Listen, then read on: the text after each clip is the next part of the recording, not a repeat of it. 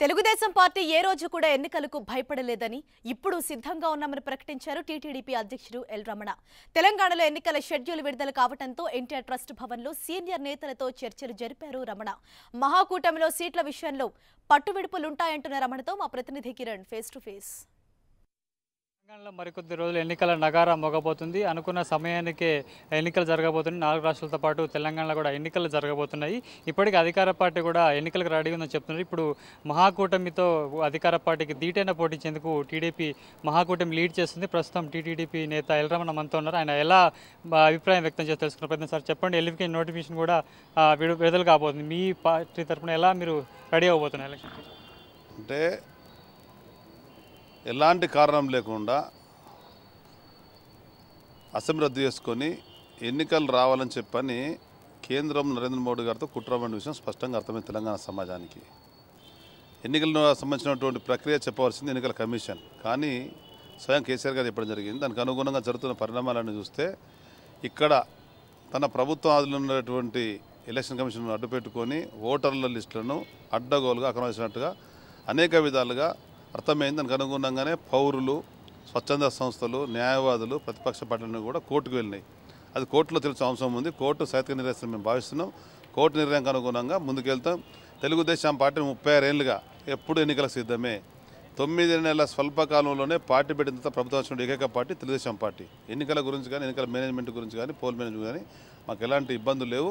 మేము ఎప్పుడు ఎల్లకాలం ఎన్నికలకు ఏనాడు కూడా అడుగు ముందే వేసినాం. ఆ విధంగా తెలుగుదేశం పార్టీ మహాకూటమి ద్వారా మరింత ముందుకెళ్తాం. మహాకూటమి జెండా ఎగరడం ఖాయంతో లేస్తున్నాం.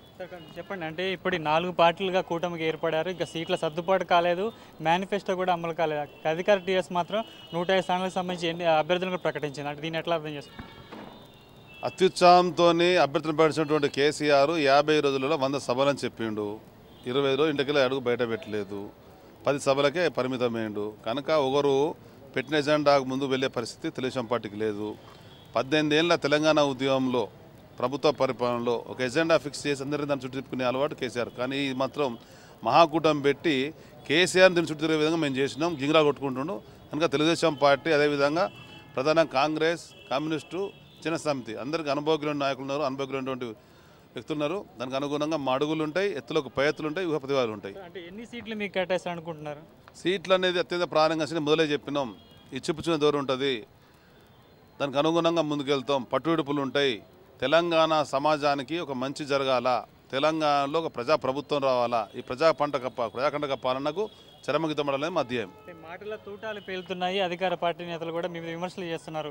తెలంగాణ ఉద్యమంలో పనిచేయడంతా కూడా మమ్మల్ని ఎదుర్కొనేందుకు కూటమి కడుతున్నారని చెప్తున్నారు. దీన్ని ఎట్లా అర్థం చేస్తారు?